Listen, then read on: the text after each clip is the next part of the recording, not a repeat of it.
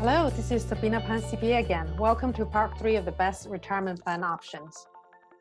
All the plans we have discussed in part 1 and part 2 assume that you are better off taking a tax deduction for plan contributions now than letting plan assets accumulate tax-free over time, and when you need them for retirement, then you pay tax on withdrawal at ordinary income rate.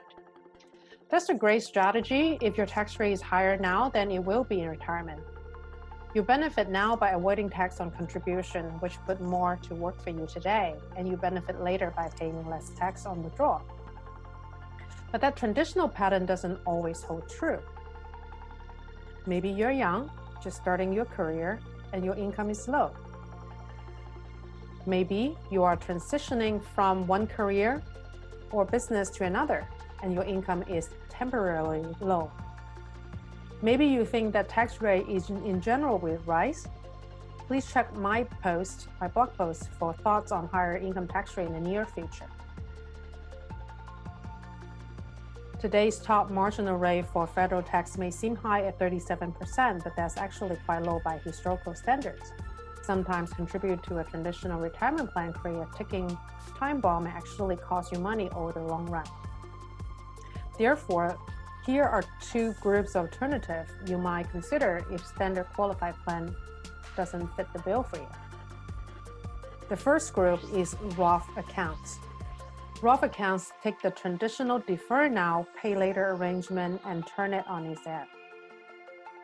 The first type of account is Roth IRA.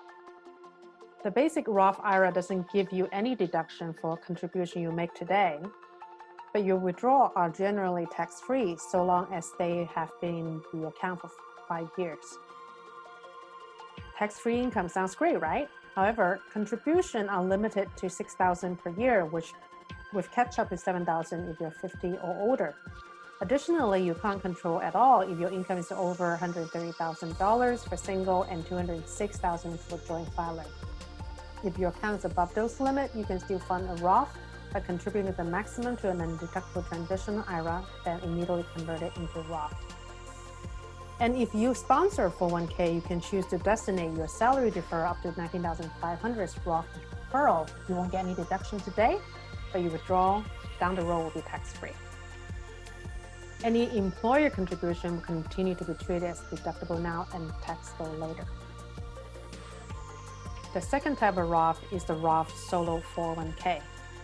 This option is not tax deductible, but you can withdraw the money tax-free in retirement. Given the national deficit and debt level, it's more likely than not the tax rate would rise in the future. If you think that's the case, this may make sense for you. Pro for this account, similar to a Roth IRA, your contributions are not deductible, but you can withdraw the money tax-free in retirement. Having a pot of tax-free money on tap in retirement can be particularly helpful if most of your savings is in tax-deferred 401k and traditional IRA. And if your high income is too high to contribute to a Roth, there are no income limit to be able to contribute to a Roth Solo 401k. The con for this type of account, the contribution rules for Roth Solo 1k are tricky. You can only have a Roth Solo 401k option for the $19,500 in employee contribution. If you make an employer contribution too, which is the 25% net income from self-employment, those must be traditional contribution, which are tax deductible now and then taxable when you withdraw. You also have to do some research as not all administrators offer a Roth version of the Solo 401k. The third type of Roth is the Roth SEP. If you have a SEP, you can create a backdoor Roth SEP by making a deductible SEP contribution, then immediately convert it into a Roth. Roth conversion in general are subject for another book. I just want you to be aware that the possibility exists. And the fourth type of account in the Roth group is the Roth Simple. You can do the same thing with a Simple, but you have to wait at least 2 years from the time you contribute the money until the time you convert it to a Roth. The second group of tax-free investment are insurance.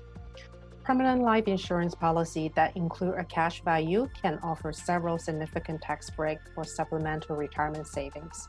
There's no deduction for premiums you pay into the contract. The policy cash value grow tax defer, and you can take cash from your policy tax-free by withdrawing your original premium and then borrowing against remaining cash values. You will pay a non-deductible interest on your loan, but earn it back on your cash value. Many insurers offer wash loan provision that let you borrow against your policy with little or no out-of-pocket costs.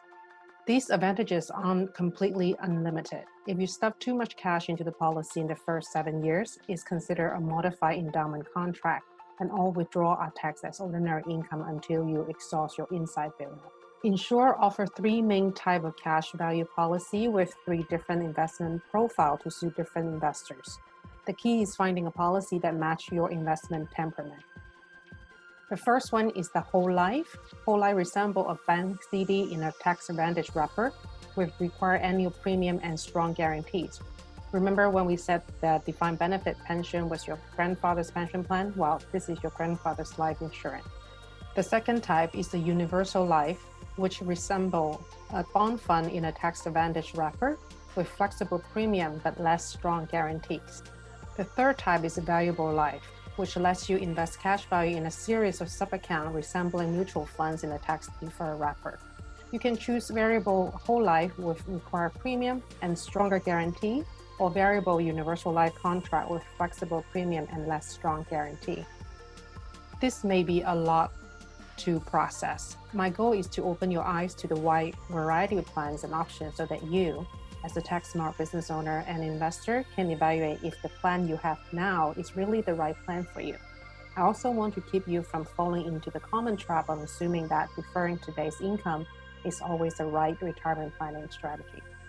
Thank you for tuning in. This is Sabina Pan CPA of Bay CPA Plus. We advocate less taxes and more profits. See you next time.